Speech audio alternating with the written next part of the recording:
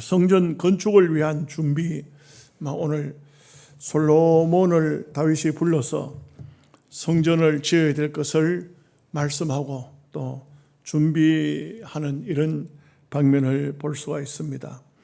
우리가 귀한 것일수록 준비가 잘 되어야 됩니다. 준비가 잘 되지 못하면 굉장히 뭐든지 공사를, 역사를 하나님 일을 시작해 놓고 못하는 경우가 참 많습니다.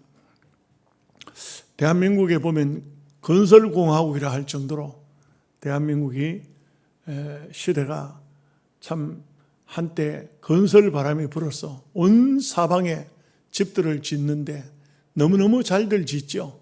그렇게 많은 집들을 지어놓고 이걸 계산을 하지 않아서 유치권 행사에 들어가 버린 그런 집들이 얼마나 많은지 모릅니다. 다시 말하면 집은 다 지었는데 많은 빚을 졌어요. 빚을 지고는 그 빚을 해결하지 못하고 집을 사용하려고 하니까 못하게 되는 경우가 참 많습니다. 한국 사람들의 특징이 바로 그러한 모습입니다. 보면은 어떤 분이 평가를 하기를 일본 사람과 한국 사람과 중국 사람을 이렇게 평가를 하는데, 일본 사람은 만 원이 있으면 만 원을 가지고 집을 지으면은 한 8천 원쯤 들고 2천 원쯤 남겨가지고 그래가지고 쓴다고 합니다. 문제가 생기면 그 남은 돈 가지고 문제를 하죠. 중국 사람들은 아주 심하다 합니다. 한 80%는 감춰놓고 20%만 가지고 쓴다고 합니다.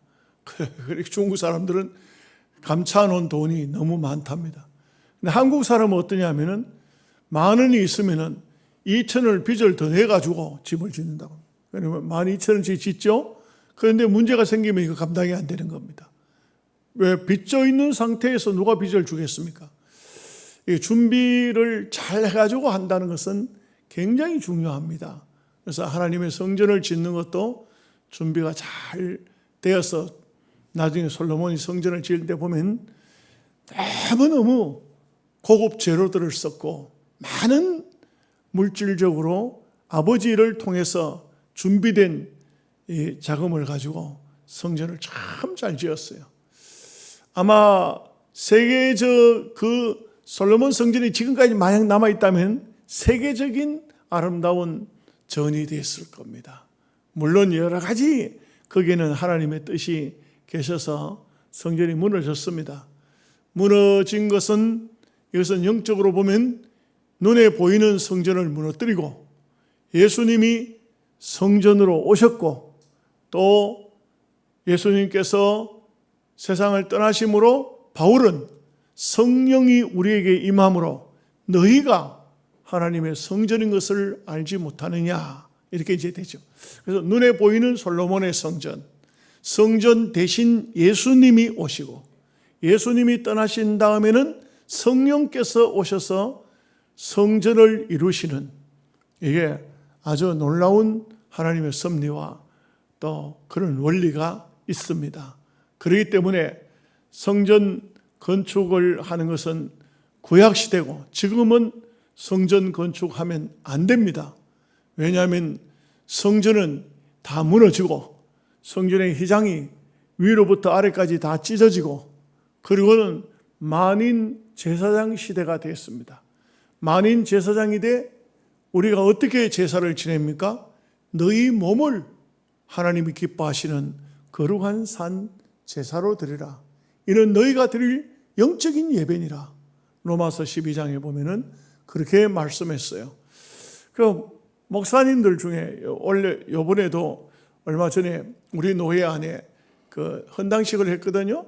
헌당식을 했는데 그 우리 교단 사람이 아니에요. 그런데 목사님이, 어떤 목사님 축사하면서 무슨 말을 하냐면, 다윗도 짓지 못한 성전을 이 교회가 지었다는 것은 참 하나님께서 기뻐하실 일이라. 좋은 말로 축사는 했는데 성경적이 아니에요. 성경은 그렇게 말하지 않았어요. 솔로몬 성전은 무너졌습니다. 그 다음에 헤롯 성전을 세웠지만 46년간 지은 헤롯 성전도 무너뜨렸습니다. 완전히 무너졌습니다. 돌 하나 위에 돌 하나 남지 않고 다 무너지리라 예수님께서 감람산에서 말씀하신 그대로 다 무너졌습니다. 이제는 그런 성전 시대가 아닙니다. 우리가 모인 이 장소는 회당입니다. 무슨 당입니까? 예배를 드리기 위한 예배당이요, 교회 당입니다. 교회라는 것은 에클레시아, 불러냈다. 각 민족 각 족속 속에서 불러낸 여러분들이 교회입니다. 그래서 이 건물은 교회 당이고 여러분들은 교회가 되는 것입니다. 이런 원리를 확실하게 알아야 되는데, 타교단 목사이기 때문에 제가 불러서 가르칠 수도 없고 또 말을 하면 기분 나쁘겠죠. 옛날에 보면 우리 노회 목사님 중에도 아이고, 목사님이 입만 열면 성전 하는데 얼마나 불편한지, 왜 성경을 제대로 안 읽어보는지, 왜 하나님 말씀은 따로, 자기가 쓰는 용어는 따로, 말씀의 용어를 쓰지 않고 왜 자기 생각대로 그렇게 말을 하는지 참 불편할 때가 많았습니다. 여러분들은 절대로 그렇게 사용하시면 안 됩니다. 그래서 예배당을 다 건축해도 예배당 헌당식 하든지 교회당 헌당식 해야 되지, 성전 헌당식, 이거는 안 맞는 말입니다. 하나님께서 이미 성전을 다 무너뜨리고 그 다음에 이제는 에클레시아 시대, 시나고기가 아닌 에클레시아 시대로 만들었는데 또 그렇게 말하는 것은 맞지 않죠. 오늘 말씀은 솔로몬이 성전을 성전은요, 예수님 오시기 전에는 성전이 대단히 귀한 것입니다. 너무너무 귀한 것입니다. 이 성전은 예수님을 상징하고 있어요. 그래서 구약에 나오는 성전의 모든 제도는요, 다 예수 그리스도를 바라보고 하나의 모형이에요, 모형. 그런데 예수님이 실제가 오시니까 이제는 이거 필요가 없어요. 다 이거 무너져야 돼요. 뜯어져야 돼요. 예수 믿는, 하나님을 믿는 사람들은 절대 못 뜯죠. 그러니까 불신자를 통해서 전쟁이 일어나서 다 뜯어버린 거예요. 그것은 하나님의 뜻이에요. 이것은 성전이 무너졌다고 해서 애통해할 필요가 한 개도 없어요. 왜냐하면 하나님께서 무너뜨려야만 성전 대신 예수님을, 그림자가 아닌 실제적인 예수님을 우리가 구주로 또 생명의 주인으로, 우리의 영적인 주인으로 모실 수 있기 때문에 성전 대신 예수님이 오시기 전에만 필요했던 것입니다. 자, 오늘 이제 말씀을 한번 보시도록 하겠습니다. 1절 말씀 다 함께 같이 보겠습니다. 다윗이 이르되 이는 여호와 하나님의 성전이요 이는 이스라엘의 번제단이라 하였더라. 여러분, 이 22장은 사실상 21장에가 붙어야 돼요. 21장의 말씀을 지금 다윗이 하고 있는 거예요. 무슨 말이냐면 앞서 오르난의 타작마당을 그걸 다윗이 샀잖아요. 비싼 값을 주고 샀잖아요. 그리고 거기서 제사를 드리고 모든 제사가 끝이 났어요. 끝이 났을 때 다윗이 감격해서 한 말이 이는 하나님의 성전이요 이는 이스라엘의 번제단이라. 여러분, 놀라운 다윗의 말이지만 성령 충만해서 한 이 말이 바로 이스라엘 백성들의 장차 이 오르난 타작마당에다 성전을 세울 것이 다윗의 입을 통해서 나온 거예요. 그리고 결국은 솔로몬 때는 여기다가 성전을 세워요. 여기다 번제단을 세우는 거예요. 이스라엘 백성들의 죄를 사하는 장소가 됐다. 다윗이 그렇게 자기 잘못으로 인해서 온 백성이 죽어가다가 여기서 제사를 딱 드리자 이 모든 환난과 이 모든 참 재앙이 싹 끝이 나는 걸 보고 여기가 하나님의 성전이요 여기가 하나님의 번제단이로다. 이게 너무너무 감격해서 한 말이에요. 그 다음에 이제 드디어 이제 다윗이 성전 지을 준비를 하는 것을 볼 수 있습니다. 그래서 여러분, 장절은 성령이 영감이 된 게 아닙니다. 사람이 나누는데 아마 이 나누는 사람이 조금 실수해서 21장에 붙어야 될 말씀을 22장에다 놨던 것이 이렇게 보면 되겠습니다. 자, 2절 말씀 다 함께 보겠습니다. 다윗이 명령하여 이스라엘 땅에 거류하는 이방 사람을 모으고 석수를 시켜 하나님의 성전을 건축할 돌을 다듬게 하고, 제일 먼저 돌을 다듬게 했다. 돌도 여러분 이 이스라엘의 돌들이요 보면 무슨 돌이 있냐면 벤벤석이라는 돌이 있어요. 이 벤벤석이라는 돌은요 다듬어지지를 않아요. 말하자면은 이게 벤벤석이라는 돌은 유일하게도 금강석을 가지고 잘라도 안 잘라서요. 이 돌은 정말 안 잘라서요. 나중에 보면 솔로몬 성전 지을 때 보면 실제로 보면 두로 사람들이 잘랐어요. 이 두로 사람이 히람이라는 두로의 왕이 있죠. 이 나라는 아주 이스라엘의 최북단 위에 그 나라 그쪽이 두로와 시돈이라는 두 조그마한 나라가 있어요. 조그마한 나라가 있는데 다른 나라들이 그 조그마한 나라를 점령하려고 그것까지 가지를 않아요. 그래서 평화로운 땅이에요. 그런데 그 사람들은 정말 잘하는 게 뭐가 있느냐 하면은 돌집을 잘 지어요. 돌과 백향목이 있는데 그 두로 지역에는 날씨가 대단히 바람이 세게 불고 차면서도 신기할 정도로 거기에 백향목이 나와요. 이 백향목이 너무너무 좋은 거예요. 여러분, 우리는 보통 나무를 100년, 200년 가는 나무를 만들려고 하면 어떻게 해야 됩니까? 그거 보면요, 그냥 나무는 100년, 200년 못 가요. 얼마 안 가면 썩어버리고 부식되어버리고 다 그냥 끝나버려요. 그래서 할 수 있는 방법이 뭐냐면은 좋은 나무를 켜다가 바닷물에다 푹 잠가요. 소금기가 있잖아요. 그 속에다가 푹 잠가요. 한 20년 잠근다 그래요. 그래 잠가놨다 끄잡아내면요, 이 나무에는 벌레도 파먹을 수가 없고 그 나무는 아주 소금기가 들어가서 썩지도 않고 이래가지고 나무가 오래 보관된다 그래요. 그런데 여러분 놀라운 것은 백향목이라는 나무는요 정말 일반 못도 안 들어가는 단단한 재질을 가지고 있어요.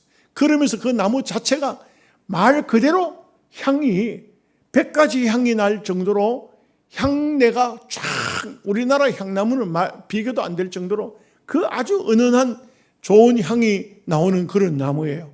그런 나무인데 또 이 나무 특징이 뭐냐면 똑바로 걷다 이거예요. 우리나라에 전봇대 만들던 그런 전나무처럼 나무가 쭉 뻗은 것이 그 두로 지방에 가면은 어마어마한 백향목이 아름으로 안아도 몇 아름이 되는 그런 나무들이 쫙 있다. 그런데 그 나무들을 히람이 솔로몬에게 그 다윗에게 다 끊어보내요. 정말 신기하죠. 다 끊어보내요. 그리고 그곳에 있는 벤벤석이라는 돌들을 다 이게 그 운하를 통해 수로를 통해서 실어가지고 이스라엘로 보내요. 그리고 그 돌깨는 석수들 또 나무를 자르고 다듬는 사람들이 이 사람들을 다 보내요. 그래서 실제 오늘 본문에는 안 나오지만 그 두로의 임금 히람이라는 사람이 다윗의 친구예요. 이 사람이 그렇게 보내는데 여러분 세계 역사에서 보면요, 이 사람들이 벤벤석이 어디에 쓰여졌느냐 하면 바로 애굽 땅에 보면은 애굽에 보면 피라미드 있잖아요. 그 피라미드에 벤벤석을 썼어요. 그 벤벤석을 썼는데 여러분 이 벤벤석이 훗날 보면은 참 영국 사람들 이런 사람들이 전부 다 쳐들어와 가지고 그 애굽 땅을 점령하고 막 이렇게 수많은 나라가 심심하면 들어와서 스핑크스도 총을 영국 군인이 총으로 쏴가지고 코가 떨어졌다 하잖아요. 그 총 쏘는 연습을 했어요. 이 사람들이 문화재가 뭔지를 압니까? 아주 귀한 것을 뭘 압니까? 그런데 이 벤벤석을 깨던 이 사람들이 나중에 보면요, 그 사람들이 세계적으로 진출해요. 세계적으로 진출하는데 이 사람들이 그 하나의 그 사람들의 명칭이 모임의 이름이 있어요. 그게 뭐냐면 프리메이션이에요. 여러분 아셔야 돼요. 프리메이션은요 세계적으로 유명한 사람들이 그 속에 다 들어가 있어요. 과학자들 들어가 있고 정치가들도 들어가 있고 그 속에는 얘기 듣기는 박근혜도 들어가 있고 김정의도 들어가 있다고 그런 말을 해요. 이렇게 이제 그 나라에 돌들을 실어와서 돌들을 통해서 하나님의 성전을 썼는데 여러분 이스라엘 사람들은 왜 이스라엘 사람들을 쓰지 않고 이방인들을 모아서 석수를 시켰냐? 이스라엘 사람들은 이런 돌을 못 깨요. 이스라엘에 있는 돌들은 약해. 돌이 부석돌이 많아요. 그런데 이 두로 지방에서 내려온 히람이 보내온 돌들은 전부 변변석이라고 해요. 그 돌들이 얼마나 야물고 깨도 안 깨지고 금강석으로 그냥 잘라도 안 잘라질 정도인데 그 사람들은 그거 자르는 기술이 있다고 해요. 그 사람들은 이 정말 놀라운 역사가, 놀라운 것이 과학으로도 발견할 수 없는 그 사람들의 변변석을 깨는 기술이 있다 이거죠. 세계적인 기술이에요. 그 기술이 바로 세계를 진출한 것이죠. 3절 4절 말씀 봅니다. 다윗이 또 문짝목과 그물못에 쓸 철을 많이 준비하고 또 무게를 달 수 없을 만큼 심이 많은 옷을 준비하고 또 백향목을 무수히 준비하였으니 이는 시돈 사람과 두로 사람이 백향목을 다윗에게로 많이 수운하여 왔습니다. 수운이라는 것은 물길을 따라서 그냥 이 나무가 너무 크고 단단하고 돌도 너무나도 무겁고 하기 때문에 전부 물을 이용해서 이스라엘로 실어왔다 이거죠. 그런 나무를 옛날에 그런 나무를 자른다는 것도 이거 보통 기술이 아닌 것 같아요. 이 나무가 여러분 저 강원도에 가면 월정사 같은 데 가보면요. 전나무가 이 사람 아름으로 안으면 세 사람, 네 사람이 장정 네 사람이 안아야 안아지는 나무들이 많아요. 그 백향목도 그런 나무를 켜가지고 성전 짓는 데 썼다 이 말이에요. 거기 뭐 참 보면은 그걸 사람이 도끼로 잘라내겠습니까? 그 당시 톱이 있었을까요?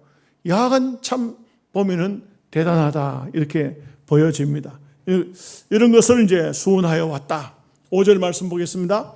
다윗이 이르되 내 아들 솔로몬은 어리고 미숙하고 여호와를 위하여 건축할 성전은 극히 웅장하여 만국의 명성과 영광이 있게 하여야 할지라. 그러므로 내가 이제 그것을 위하여 준비하리라 하고 다윗이 죽기 전에 많이 준비하였더라. 그게 참 아버지와 아들의 마음은 여기서도 잘 나타나죠. 아버지는 아들을 보면 항상 어려요. 여러분 아들들이 어떻습니까? 어리죠. 저도 아들을 보고 얘야 어쩌고 저쩌고 나중에 지금도 한참 됐을 때입니다. 아들이 하는 말이 아버지 저 걱정하지 마시고요. 아버지랑 걱정하세요. 그래. 예? 자녀들 우리가 볼 때는 맨 어린애 같고 하는 게 다 철이 없고 어린애 같고 아무것도 못할 것 같고 그러지만 아들의 입장에서는 아버지가 오히려 걱정이 되는 그런 것이죠. 솔로몬은 참 어리다. 아직도 어려 보인다. 그러나 솔로몬이 물론 어리긴 어리죠. 그렇지만 솔로몬은 어린 나이에 왕이 됐지만 얼마나 솔로몬이 역사를 하는데 보면 지혜로운지 정말 대단하죠. 그러나 다윗의 입장에서 보면 이러했다는 것을 볼 수가 있습니다. 6절 7절 말씀 보겠습니다.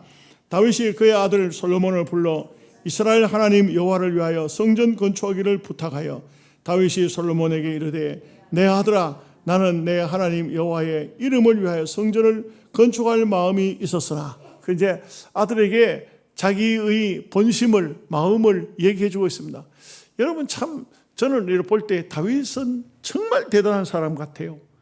여러분 어떤 분이요 조사를 했더니 목사님 이 땅 위에 있는 목사님들의 설교에 가장 이름을 많이 사용하는 사람이 누군가 다윗이 1번이더랍니다.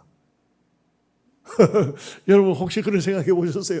목사님들이 설교를 하면서 가장 사람 중에 이름을 가장 많이 사용한 사람이 모세도 아니고 아브라함도 아니고 다윗이 1번이더라 그래요.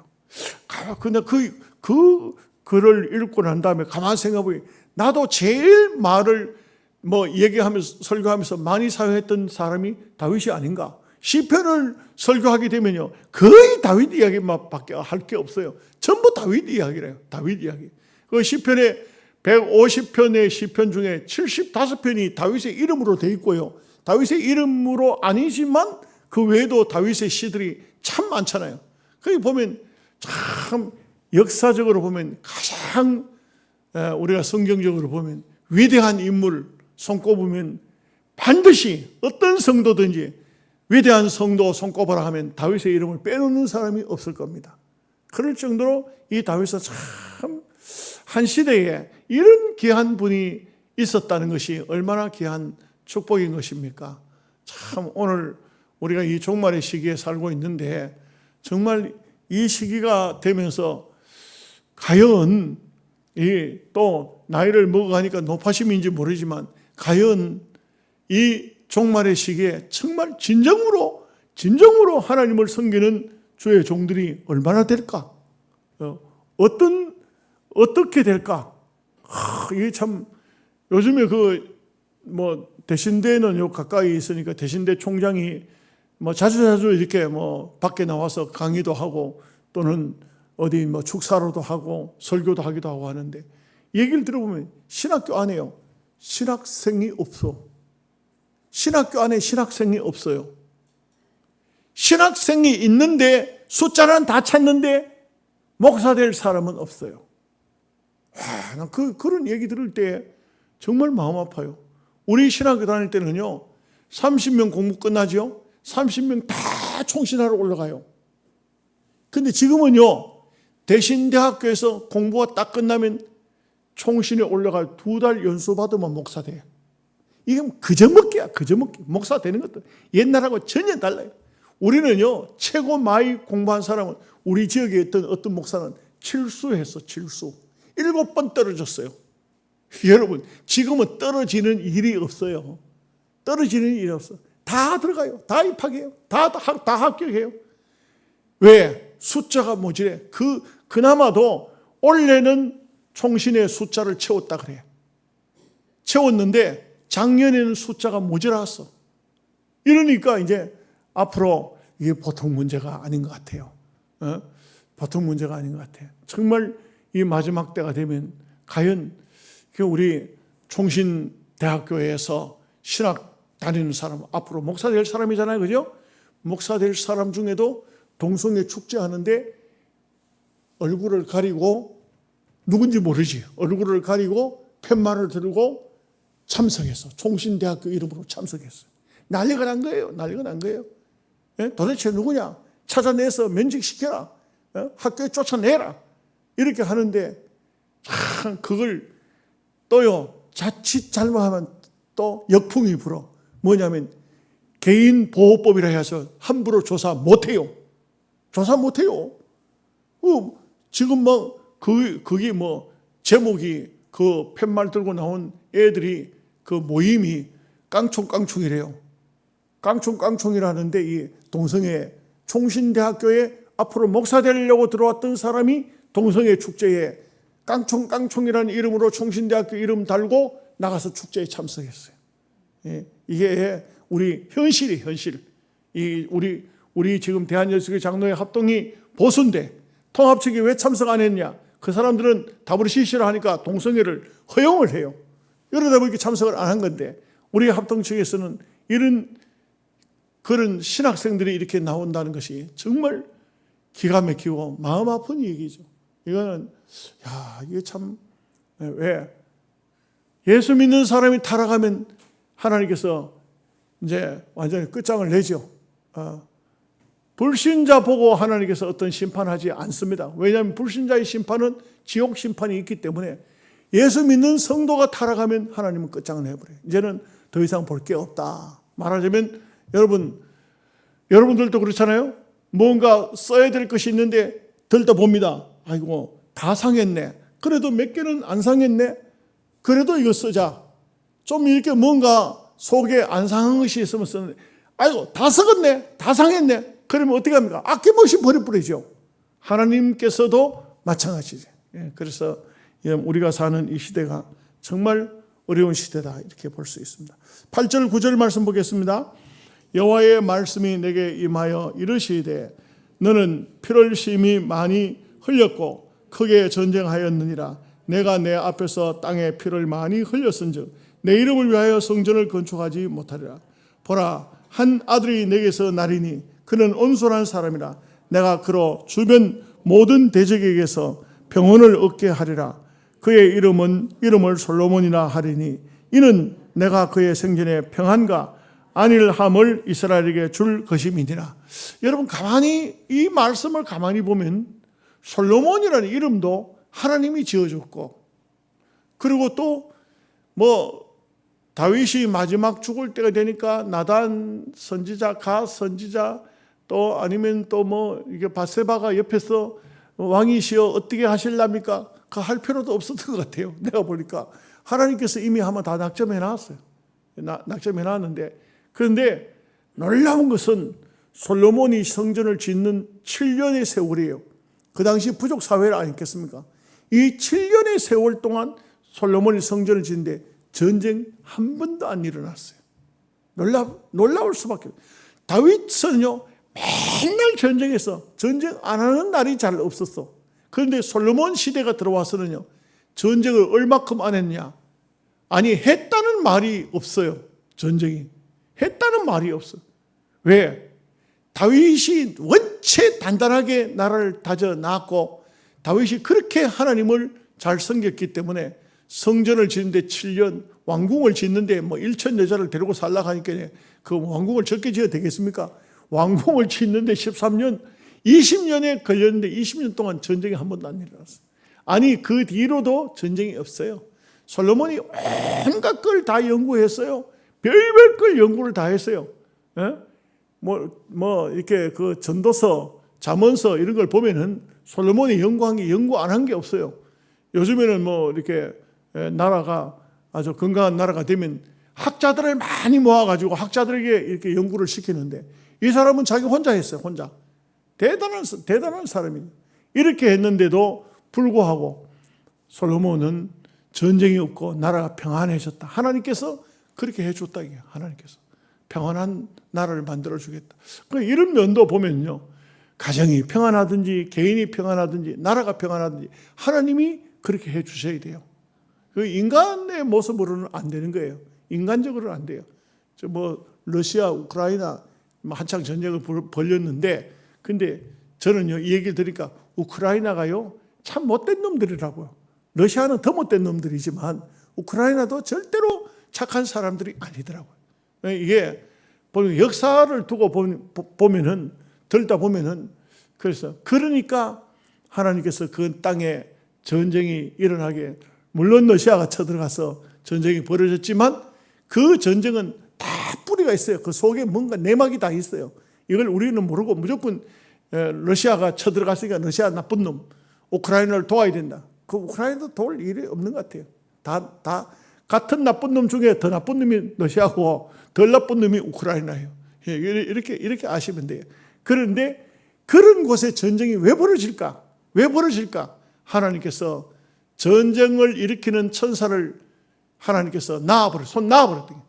이 전쟁도 동서남북, 요한계시록 보면 동서남북의 천사들이 붙잡고 있어요. 바람을 붙잡고 있어요. 바람을 붙잡고 있다는 것은 이 전쟁을 붙잡고 있다는 이야기인데, 그러면요, 전쟁이 안 일어나.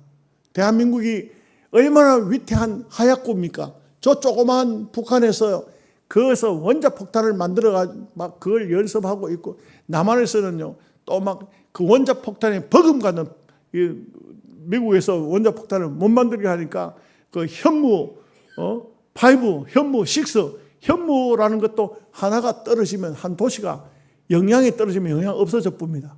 영향이 없어져 버려요, 완전히. 그럴 정도로 이 어마어마한 무기들을 만들어가 있어요. 원자폭탄만 떨어져 가지고 나라가 망하는 게 아니고, 현무도 이게요, 현무 5나 현무 6가 날아가지고 터지면 끝나버려요. 그냥 땅 밑에까지, 땅 속에까지. 나무 같으면 나무 뿌리도 하나 없어요. 그냥 다 끝나버려요. 이럴 정도로 이 양쪽 북한과 남한이 아주 첨예한 그런 게 돼 있지만 전쟁이 안 일어나는 것은 하나님이 붙잡고 계신다. 왜 붙잡고 계실까? 저는 볼 때 다른 게 없어요.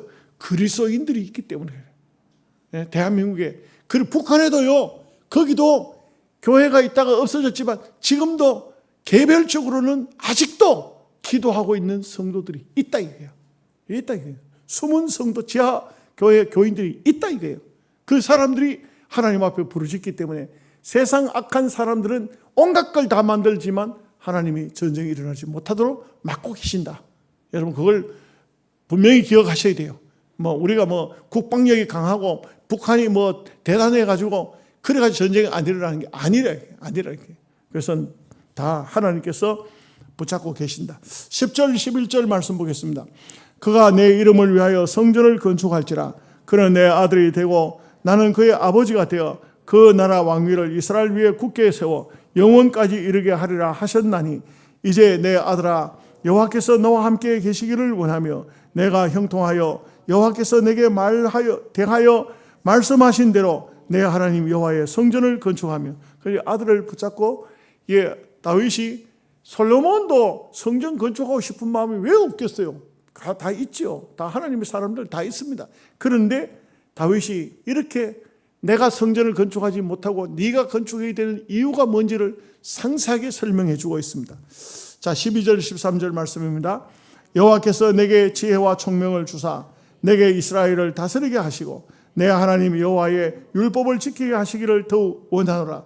그때에 내가 만일 여호와께서 모세를 통하여 이스라엘에게 명령하신 모든 규례와 법도를 삼가 행하면 형통하리니 강하고 담대하여 두려워하지 말고 놀라지 말지어다. 가장 중요한 것은 믿음으로 사는 겁니다. 말씀대로 사는 겁니다. 여러분 그렇죠? 우리가요 세상이 뭐 뒤집어졌다 엎어졌다 그거 염려할 필요 없어요. 뭐 어디가 전쟁이 나서 얼마나 죽었다, 뭐 천재지변이 얼마나 났다. 지금도 오늘 보니까 고기압의 발달로 말미암아서 막 태풍이 4개가 한 번에 만들어졌다 그래요. 그 어디로 올라온지 몰라요. 어디로 올라온지. 이게 일본으로 갈란지 필리핀으로 갈란지 오다가 소멸될란지 아니면 중국으로 들어갈란지 아니면 한반도를 통과할란지 아무도 몰라. 아무도 몰라. 그런데 우리는 막 이 세상에 늘 들려오는 소식이 전쟁 소식, 태풍 소식, 지진 소식, 뭐 별별 소식, 뭐 학자들은요 늘상 학자들을 보면 강의하는데 백두산이 터진다고 자꾸 해요. 그 백두산이 터지든지 한라산이 터지든지 우리가 알아야 되는 것은 우리를 지키면 돼요. 여러분 세상은 어떠하든지 여러분들이 여러분 자신을 주의 은혜로 지켜나가면 돼요. 네. 아멘 하시죠? 네, 그래요. 어떤든지 상관하지 마세요. 상관하지 말고. 우리는 그 찬송가에도 내 믿음 내가 지킨다. 내 믿음 지키리니. 믿음만 지켜나가면 됩니다. 자, 14절에서 15절 말씀 보겠습니다. 내가 환난 중에 여호와의 성전을 위하여 금 10만 달란트와 은 100만 달란트와 녹과 철을 그 무게를 달 수 없을 만큼 심히 많이 준비하였고 또 제목과 돌을 준비하였으나 너는 더할 것이며 또 장인이 내게 많이 있나니 곧 석수와 목수와 온갖 일에 익숙한 모든 사람이니라. 참 다윗은 철저하게 준비했어요. 철저하게 준비했어요. 하나님의 성전을 위해서 정말 하나님이 기뻐하시는 역사적인 영원히 기억될 하나님의 성전을 짓기 위해서 얼마나 다윗이 최선을 다했는가 하는 것을 알 수가 있어요. 오늘 말씀을 보니까 끝까지 해도 될 것 같아요. 17절, 16절, 17절 말씀을 우리 같이 읽겠습니다. 금과 은과 녹과 철이 무수하니 너는 일어나 일하라. 여호와께서 너와 함께 계실지로다 하니라. 다윗이 또 이스라엘 모든 방백에게 명령하여 그의 아들 솔로몬을 도우라 하여 이르되, 그러니까 이제 드디어 성전 지으라고 다윗이 솔로몬에게 이렇게 격려하고 힘을 불어넣어 줍니다. 사실 실제적으로 보면은 솔로몬이 죽고 성전 짓죠. 다윗이 죽고 솔로몬이 성전을 짓죠. 그렇지만 이렇게 이제 격려를 하는 것입니다. 자, 18절에서 19절까지 읽겠습니다. 너희 하나님 여호와께서 너희와 함께 계시지 아니하시느냐? 사면으로 너희에게 평안함을 주지 아니하셨느냐? 이 땅 주민을 내 손에 넘기사 이 땅으로 여호와와 그의 백성 앞에 복종하게 하셨나니 이제 너희는 마음과 뜻을 바쳐서 너희 하나님 여호와를 구하라. 그리고 일어나서 여호와 하나님의 성전을 건축하고 여호와의 언약궤와 하나님 성전의 기물을 가져다가 여호와의 이름을 위하여 건축한 성전에 드리게 하라 하였더라. 22장에서는 성전 지으라고 전부 말하고 이제 드디어 이제 23장에 넘어가면은 이제 성전 짓는 사람들을 세우는 말씀을 볼 수가 있죠. 그래서 다윗은 이 땅에 와서 한번 큰 역사를 이루고 갑니다. 정말 다윗은 대단한 사람이죠. 그냥 성전 짓는 거 이것을 준비하지 않았다 해도 다윗은 일생 동안 오직 하나님만 바라보고 산 사람이에요. 참 이렇게 사는 사람이 있을까? 너무너무 신기한 사람이고 너무너무 부러운 사람이에요. 우리 그리스도인으로 너무 부러운 사람이에요. 저는 늘 그런 생각을 해봐요. 제가 정말 예수 믿는 부모님 밑에서 태어나고 온전한 교육을 받고 그렇게 살았다면 정말 주의 종으로 한번 깨끗한 인생을 살다가 할 긴데 나는 하나님 앞에 너무 허물이 많고 부족함이 많고 너무 죄를 많이 지어서 너무 하나님 앞에 송구스러울 때가 많아요. 나는 참 어릴 적부터 정말 제가 예수님을 부모님 잘 만났으면 예수 믿는 부모 만났으면 어릴 적부터 예수 안 믿었겠어요? 소위 우리말로 모태신앙 하잖아요. 이 모태신앙 이런 부모, 어머니, 아버지 예수 잘 믿는 부모님 만나가지고 그래가지고 참 깨끗하게 공부하고 성장해서 신학교 가서 목사가 됐다면 얼마나 좋을까? 참 여러분들이 저를 위해서 기도를 많이 해주시고 저도 여러분들을 위해서 기도하지만 우리가 어찌 보면은 참 하나님 앞에 기히 쓰임 받는다는 것이 하나님 앞에 여러분들이 그렇습니다. 저도 그렇지만 여러분들도 정말 남은 생에 여러분들이 어떻게 하든지 간에 하나님이 정말 기뻐하는 그런 삶을 살다가 간다는 거. 여러분 이 세상 것은 사실 이 세상은 아무것도 아닌 것 같아요. 아무것도 아닌 것 같아요. 그런데 영적인 세상은요, 분명히 말씀드리지만 제가 경험해봐서 말씀드리지만 영적인 세상은요, 이 세상에서 눈을 감아도 영적인 세상은 그대로 갑니다. 그대로. 하나도 정신이 다르지 않아요. 이 세상을 살 때 그대로 갑니다. 그러니 깨끗하게 산다는 것이 얼마나 중요합니까? 지금까지 잘못 산 것은 다 회개하고 하나님 남은 생에는 깨끗하게 살게 해주세요. 그리고 깨끗하게 살다가 주님 앞에 가도 그래도 우리가 흉허물이 얼마나 많겠어요. 주님의 보혈로 완전히 씻겨서 하나님 앞에 우리 예수님의 공로로 하나님 앞에 서게 되겠지만 그러나 솔로몬 다윗처럼 정말 하나님 앞에 귀한 일, 아름다운 일을 하고 가시기를 부탁드립니다. 아멘. 기도하겠습니다. 하나님 아버지 감사합니다. 다윗은 성전 건축을 위해서 이렇게 철저히 잘 준비하여 아들에게 모든 것을 부탁하고 이렇게 아들에게 넘겨주고 생을 마감하는 이런 모습을 볼 때에 너무나도 아름답고 귀하지 아니할 수 없습니다. 하나님 아버지 오늘 저희들도 이러한 다윗의 아름다운 모습을